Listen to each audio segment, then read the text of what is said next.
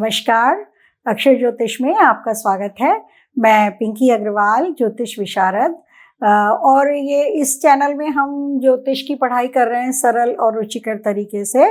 तो आजकल हम ले रहे हैं कि कौन से प्लैनेट किन किन राशियों में जा करके पंचम भाव और भावेशों से संबंध बना करके लग्न और लग्नेश के साथ भी रिलेशन बन रहा हो उनका, तो हमें कौन कौन से विषय पढ़ने के लिए मिल सकते हैं। तो इससे हम गाइडेंस में हमें इससे बहुत ज़्यादा गाइडेंस मिल जाती है कि बच्चे किस विषय में आगे जा सकते हैं।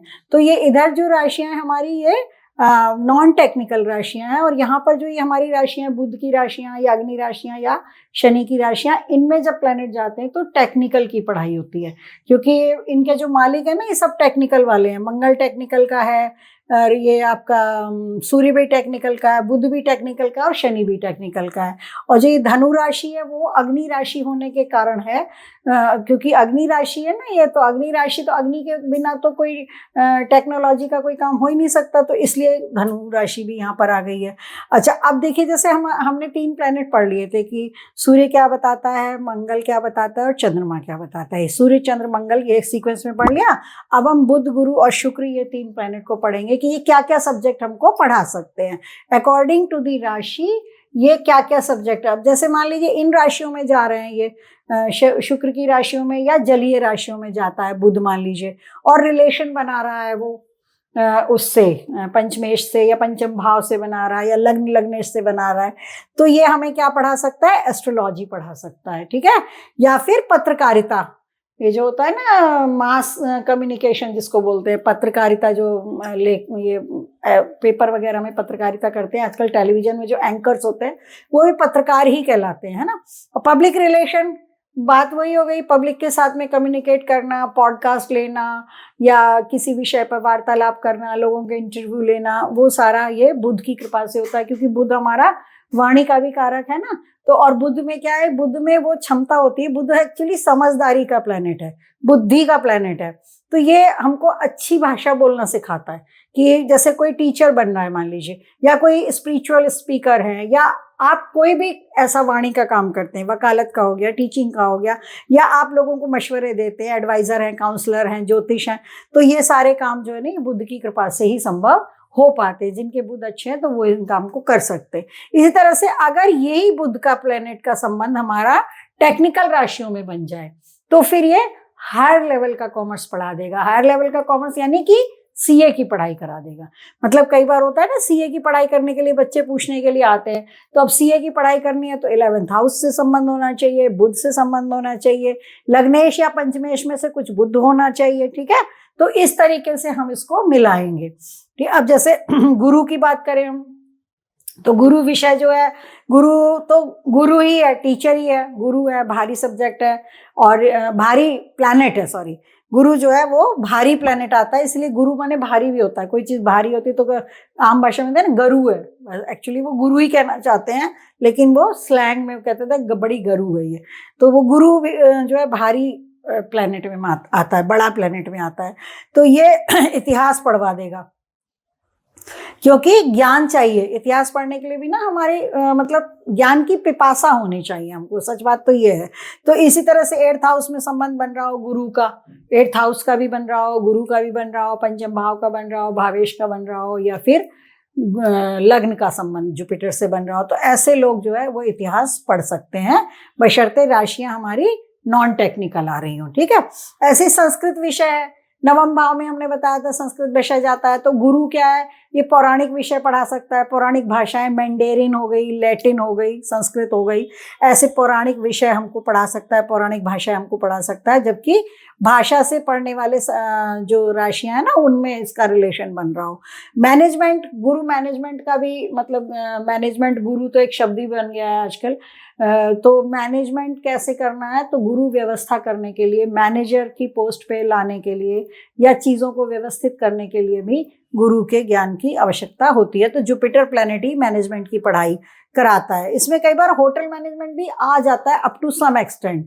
वैसे तो होटल मैनेजमेंट हम लोग शुक्र में लेते हैं और मंगल में लेते हैं, क्योंकि मंगल अग्नि है और होटल में अग्नि तो जलेगी ही जब खाना बनेगा, है ना। और शुक्र इसलिए लेते हैं क्योंकि कंफर्टेबल हाउस के तौर पे आप होटल को ले सकते हो, तो शुक्र कंफर्ट है, ठीक है।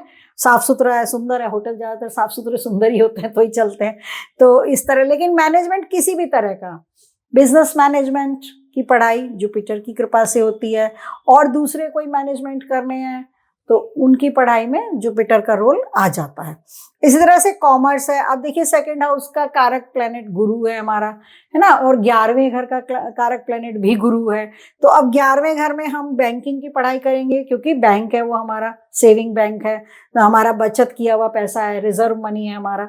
तो अब कॉमर्स बिना गुरु की कृपा से कैसे पढ़ा जाएगा? गुरु धन का भी कारक है, गुरु सेकंड हाउस का भी कारक है, गुरु लाभ भाव का भी कारक है, ठीक है। तो इसलिए कॉमर्स का सब्जेक्ट जो है वो गुरु, इसमें हमें बुध की भी जरूरत पड़ेगी। कॉमर्स हमने पहले यहाँ पर जैसे सीए करा, तो ये क्या है, बिजनेस में ये कॉमर्स जो ये सीए क्या होता है, सीए भी तो, इसमें भी तो हम कॉमर्स ही पढ़ते हैं ना। कॉमर्स पढ़ेंगे, इकोनॉमिक्स पढ़ेंगे, इसमें फाइनेंस पढ़ेंगे, सारी चीजें पढ़ेंगे इसमें। तो यहाँ पर कॉमर्स की पढ़ाई कराता है। इस तरह से फाइनेंस और बैंकिंग, वही पैसे वाली बात आ गई तो फाइनेंस की पढ़ाई आ गई इसमें।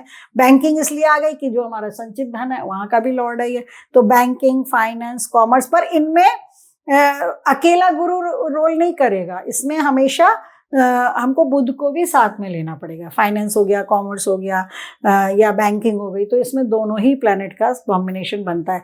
तो आप हम इसे ऐसे भी समझ सकते हैं कि जिन कुंडलियों में 3, 6, 9, 12 जो हमारी लगन होती है, उसमें क्या होगा, एक हमारा कार्मिक अकाउंट वाला प्लैनेट होगा, कार्मिक देने वाला हमें होगा, और एक हमको वो देने वाला होगा, क्या नाम है, लग्न का मालिक होगा। यही होता है ना, मिथुन लगन में वहां या तो गुरु बनेगा या बुध बनेगा, ये 4 लग्नों में यही होता है। तो उन लग्नों में कॉमर्स, फाइनेंस, बैंकिंग ये सब पढ़ी जा सकती है आराम से, बशर्ते कि हमारा रिलेशन प्लैनेट्स का इन राशियों में बन रहा हो, इस टाइप से बन रहा हो, ठीक है। अच्छा, इसी तरह से जो अब जैसे बैंकिंग, फाइनेंस, कॉमर्स सब सब्जेक्ट आ गए, तो जैसे जो बच्चे एमबीए करना चाहते हैं, तो एमबीए करने के लिए भी हमें जुपिटर का थोड़ा सा इसमें संबंध बनना चाहिए। चाहे तो हमको दशा मिल जाए जुपिटर की, या अंतरदशा मिल जाए जुपिटर की, या जुपिटर का संबंध हमारे जैसे एमबीए पढ़ने में सप्तम भाव से बन रहा हो, या सप्तम भाव में हमारे जुपिटर की राशि आ रही हो, और फिर उस जुपिटर का संबंध हमारे पंचम भाव से बन रहा हो मान लीजिए, तो फिर फाइनेंस वगैरह में या बैंकिंग में या कॉमर्स में बंदा एमबीए भी कर सकता है। ये हायर स्टडी की बात हो गई, लेकिन पहले ये सब्जेक्ट हमारा शुरुआती दौर से आएगा, तब हम आगे देख पाएंगे कि बंदा केवल बीकॉम, एमकॉम करके रह जाएगा या एमबीए भी कर सकता है, ठीक है। तो ये बात आ गई यहाँ पर। इसी तरह से चूंकि ये इसको जीवा भी कहते हैं ना, गुरु को जीवा, जीव यानी कि जीवों के बारे में बात कर रहे थे, मनोविज्ञान विषय को भी पढ़ा सकता है, जबकि जो गुरु का संबंध 4th हाउस से बन रहा हो और चंद्रमा से भी बन रहा हो, क्योंकि चंद्रमा मन का कारक है और हमारा 4th हाउस भी मन का है, माँ, माता, मातृभूमि का है।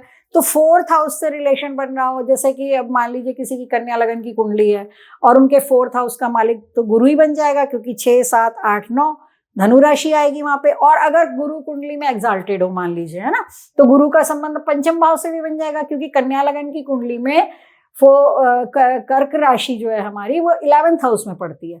तो 11th हाउस में बैठा हुआ गुरु, एग्जाल्टेड गुरु की बात कर रहे हैं, 11th हाउस में बैठा हुआ गुरु पंचम भाव से भी तो रिलेशन बना लेगा ना, बना लेगा कि नहीं बना लेगा। तो वहां पर क्या होगा कि वहां पर ये मनोविज्ञान जैसा विषय पढ़वा सकता है हमको, क्योंकि 4th का लॉर्ड भी है, एग्जाल्टेड भी है, और पंचम भाव पे दृष्टि भी डाल रहा है, और अगर और भी और लगन भी हमारी बुध की है ना, तो बुध भी विषय ऐसा समझदारी का विषय पढ़ाने वाला मतलब प्लैनेट है, तो ये चीज हो जाती है। इसी तरीके से फिलॉसफी सब्जेक्ट भी एक ऐसा है जिसमें कि बहुत मतलब हमको अध्ययन करना पड़ता है, उहापोह करनी पड़ती है कि भाई दर्शन शास्त्र, फिलॉसफी शब्द कहलाता है ये। तो ये भी गूढ़ विषय जो है वो हमारे वो गुरु के मतलब उससे कृपा से पढ़ने में आते हैं। इसी तरह से चूंकि ये जीव कहलाता है, गुरु को जीव भी कहते हैं, जीवा संस्कृत भाषा में जीवा कहते हैं, तो इसलिए बायोलॉजी पढ़ाएगा, क्योंकि जीव का विज्ञान है तो जीव विज्ञान बायोलॉजी पढ़ाएगा। लॉ भी पढ़ाता है, क्यों? क्योंकि हमने पहले भी देख लिया कि ये जो है स्टडी तरह तरह की करने के लिए, सोच विचार करने के लिए तो जुपिटर की जरूरत पड़ेगी, तो लॉ की पढ़ाई में भी इसका रोल रहेगा। जैसे मंगल का है तो गुरु का भी है यहाँ पर, है ना। इस तरह से गुरु जब केतु के साथ मिल जाता है, अब ये सोचने का विषय है कि केतु के साथ क्यों जोड़ा। केतु के लॉर्ड हैं अश्विनी कुमार, और अश्विनी कुमार जो है वो सर्जन थे, ठीक है, उन्होंने गणपति जी का सिर जोड़ा था।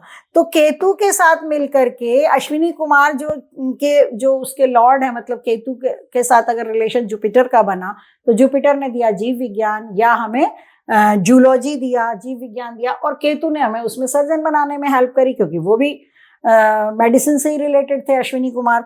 तो ये गुरु केतु की कॉम्बिनेशन बन रही हो कुंडली में, 11th हाउस में बन जाए, पंचम भाव में बन जाए, या पंचमेश के साथ बन जाए, या जुपिटर हमारे लग्न से बन जाए, तो और भी अच्छे कॉम्बिनेशन बने हुए हों, तो व्यक्ति जो है वो जीव विज्ञान यानी कि डॉक्टरी की पढ़ाई कर सकता है। इसी तरह से बायोटेक्नोलॉजी हम पहले पढ़ चुके हैं। बायोटेक्नोलॉजी में हमने पहले भी एक सब्जेक्ट लिया था, मंगल को लिया था कि बायोटेक्नोलॉजी पढ़ा सकता है। चंद्रमा को भी लिया था हमने, चंद्रमा को लिया था कि बायोटेक्नोलॉजी पढ़ा सकता है।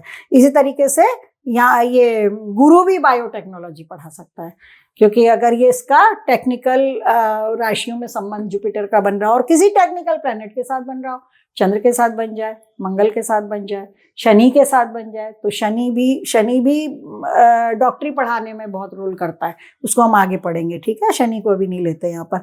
अब आ गए हम शुक्र की बात पे। तो शुक्र तो गंधर्वराज है, सौंदर्य प्रिय है, सारा दुनिया भर का जितना भी ब्यूटी से रिलेटेड सामान है, कॉस्मेटिक्स का है, ये सब की पढ़ाई कैसे बनते हैं, क्या होता है, डिपेंड करेगा। तो फाइन आर्ट्स, गायन, वादन, नृत्य, संगीत, जितना भी है ये सारा शुक्र की कृपा से।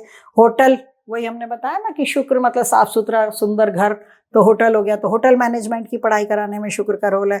सोशोलॉजी, शुक्र वाले जो शुक्र जिनकी लग्नों के मालिक होते हैं ना, बड़े सोशल होते हैं वो लोग, और मतलब माइंड नहीं करते चीज़ों को। जैसे कोई किसी से झगड़ा हो गया तो वो बहुत खींच के पकड़ के नहीं रखेंगे। क्यों नहीं पकड़ेंगे, आप इसको सिंपल तरीके से लगा लो, क्योंकि जो व्यक्ति गायन वादन में चला जाएगा ना, जो फाइन आर्ट्स में चला जाएगा, तो उसका ना वेंट आउट हो जाता है।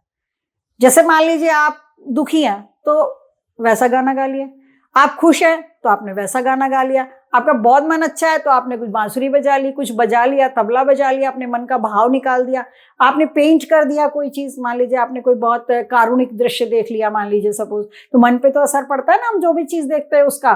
तो आपने कोई चित्र बनाया या आपने कोई कहानी लिख दी मान लीजिए सपोज, तो आपके जो मन का भाव था, जो दुख अंदर बैठा हुआ था, जो करुणा बैठी हुई थी, उसका वेंट आउट हो गया।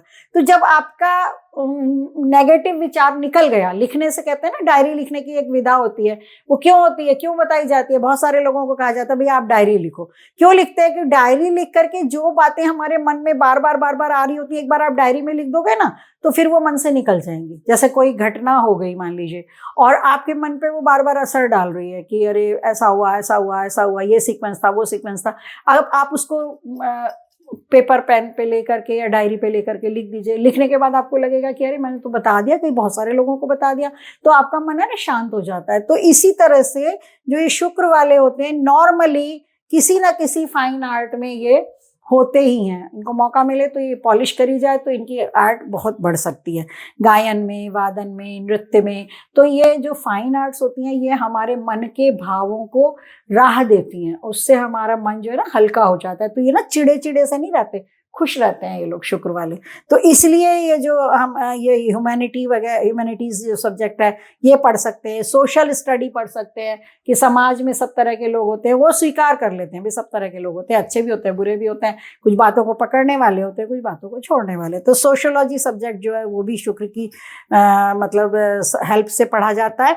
इसी तरह से फैशन डिजाइनिंग है, सौंदर्य इसको पसंद है, फैशन डिजाइनिंग पसंद है, इसमें भी कला आ जाती है। मान लीजिए आप कोई ड्रेस बनाते हैं फैशन डिजाइनिंग में, तो उसमें भी आर्टिस्टिक वो आ जाता है, टच आ जाता है, कैसा कैसा गला बनाना है, क्या कलर कॉम्बिनेशन लगाना है, कौन सा फैब्रिक यूज करना है। तो ये फैशन डिजाइनिंग भी जो है ना वो शुक्र की ही। आपको जब तक सौंदर्य बोध नहीं होगा तो आप बढ़िया फैशन का वस्त्र वगैरह कुछ नहीं बना पाएंगे। आपको अंदर से एक सेंस होती है, कई लोगों को देखा ना फट से बता देते हैं अरे नहीं ये कलर कॉम्बिनेशन नहीं जच रहा है, दूसरा जचेगा, या वो फटाक से कुछ और बता देंगे आपको। उनके पास आइडियाज होते हैं, ये इनोवेटिव आइडियाज अपने आप आते हैं। जिसकी जिस तरफ रुझान होती है वो उधर आएगी। जो कोई साइंटिस्ट होगा उसे साइंस की बात फटाफट समझ में आ जाएगी, जो आर्टिस्ट होगा तो उसे आर्ट की बात फटाक से समझ में आ जाती है ना। तो ये होती है इनर एक क्वालिटी सब में होती है ये। इस तरह से टूरिज्म में, अब टूरिज्म में क्या होता है, बंदा हंसता है, बोलता है, खुश होता है, घूमता है, मनोरंजन करता है। तो मनोरंजन की दुनिया, आर्टिस्टों की दुनिया, कलाकारों की दुनिया, नेता अभिनेताओं की दुनिया, नेताओं की इतनी नहीं, अभिनेताओं की ज्यादा, तो ये सारे के सारे ये शुक्र की कृपा से संभव हो पाता है। इस तरह फोटोग्राफी है। अब फोटोग्राफी में क्या होता है, देखिए नॉर्मल में कोई चीज शायद इतनी सुंदर नहीं लग रही हो, कई बार फोटो में बहुत खूबसूरत लगती है। क्यों? क्योंकि वो एक छाया चित्र ही तो है। पहले उसे छाया चित्र कहते थे, अब उसको फोटोग्राफी कहने लगे और बहुत सारे नाम आ गए। जब से हर एक के हाथ में कैमरा आ गया तो हर कोई फोटोग्राफर बनने के लिए तैयार है। हमारे मोबाइलों ने हमारी दुनिया ही बदल दी है ना। उसमें भी जब कैमरा आ गया तो बिल्कुल ही काया पलट हो गई। तो हम उसका सदुपयोग भी करते हैं, कई बार दुरुपयोग भी कर लेते हैं, गलत चीजें भी कर देते हैं। किसी के साथ झगड़ा हो रहा है, उसको तुरंत से आपने वीडियो बना दिया, उसको सारे में बता दिया, तो ये थोड़ी नेगेटिविटी भी आ गई है थोड़ी सी, है ना। अब इसी तरह से बॉटनी सब्जेक्ट जो है शुक्र जो है एक्चुअली धातु भी होती है। ह्यूमन बीइंग में जो मैन का जो सीमेन होता है उसको भी हम लोग शुक्र कहते हैं, है ना। तो वो जैसे वो होता है ऐसे प्लांट्स में भी होता है कि रस कैसे आएगा, जैसे हमने चंद्रमा में कहा था कि रस कहाँ से आएगा। तो ये जो शुक्र जो है ना, ये बॉटनी सब्जेक्ट भी पढ़ाता है। हॉर्टिकल्चर में भी यही होता है, पेड़ पौधों की पढ़ाई होती है, स्टडी होती है पेड़ पौधों की, या पेड़ पौधों की जैसे विभाग होते हैं हॉर्टिकल्चर के, कि वो मतलब कैसे पेड़ लगाए जाएं सड़क के किनारे, या किसी कॉलोनी का डेवलपमेंट हो रहा है तो कैसे करें। तो ये हॉर्टिकल्चर भी कृषि से ही संबंधित है। इसी तरह से एग्रीकल्चर विषय, अब इसमें शुक्र के साथ एग्रीकल्चर में और भी दूसरे प्लेनेट ऐड हो जाएंगे, है ना। जैसे मंगल हो सकता है, शनि भी हो सकता है ऐड, क्योंकि भूमि का कारक है, ठीक है। तो इस तरह से अब कंप्यूटर ग्राफिक्स, फिर वही बात आ गई कि कंप्यूटर ग्राफिक्स में क्या होगा, कंप्यूटर पर बैठ करके हम आर्टिस्टिक ढंग से चित्र बनाते हैं। जैसे हम किसी का कार्टून बना रहे हैं, मान लीजिए अब जैसे पिनोकियो बनाते हैं, तो पिनोकियो में हमें पता है उसकी नाक लंबी करनी है, तो ये सेंस, या जैसे जो कार्टूनिस्ट होते हैं वो आपका चेहरा देखकर ही समझ जाते हैं कि आपके फेस में, पूरे फेस में कौन सा अंग आपका प्रोमिनेंट है। किसी की नाक लंबी होगी ना तो वो ऐसा कार्टून बनाएंगे, लंबी नाक लगा देंगे, तो तुरंत आपको रिजेम्बलेंस पता चल जाएगी, अरे ये इस व्यक्ति का कार्टून है। तो ये कंप्यूटर ग्राफिक्स जो बनाते हैं ये लोग, ये भी शुक्र की कृपा से होता है। और ग्राफिक्स करनी है तो फिर वही बुध का रोल आ जाएगा, क्योंकि आप लाइनें खींचोगे ना, उसमें जिस भी तरीके से खींचोगे, चाहे कंप्यूटर की मदद से या कैसे भी, तो जहां भी चित्र कलाकारी आ जाएगी, यानी चित्रकारी जहां भी आएगी, तो वहां ब्रश या पेन चलेगा तो बुध का रोल होगा, ठीक है। इसी तरह से एनिमेशन है, एनिमेशन में क्या है, वो भी कल्पना ही है। हम कार्टून कैरेक्टर्स का जो हम मूवी वगैरह बनाते तो वो एनिमेटेड मूवीज कहलाती हैं, तो ये शुक्र का रोल यहाँ पर आ जाता है। तो इस तरीके से है ये। तो इससे ये शुक्र जो है ना, ये हमारा यहाँ पर रह गया, चाहे तो ऐड कर ले। ये गायनोकोलॉजिस्ट वगैरह बनाता है, क्योंकि इसका जेनाइटल ऑर्गन्स पे रोल है। किडनी के डॉक्टर बना सकता है ये हमको। तो इस तरह से है, मतलब जहां जहां जिन जिन ग्रहों का प्रभाव है, सब चीजों पे कहीं ना कहीं से हम मैच करेंगे तो किसी ना किसी प्लेनेट का प्रभाव निकल आएगा, ठीक है। तो अभी के लिए इतना ही करते हैं, और नेक्स्ट सेशन वाला जो हमारा वीडियो होगा उसमें हम शनि, राहु और केतु से संबंधित पढ़ाई के बारे में पढ़ेंगे। और कंटेंट आपको अच्छा लगता है तो लाइक करिए, शेयर करिए, सब्सक्राइब करिए, और बने रहिए अक्षर ज्योतिष चैनल पे। हम लोग और भी इंटरेस्टिंग सब्जेक्ट्स को लेंगे। और अभी के लिए इतना ही। जय हिंद, जय भारत।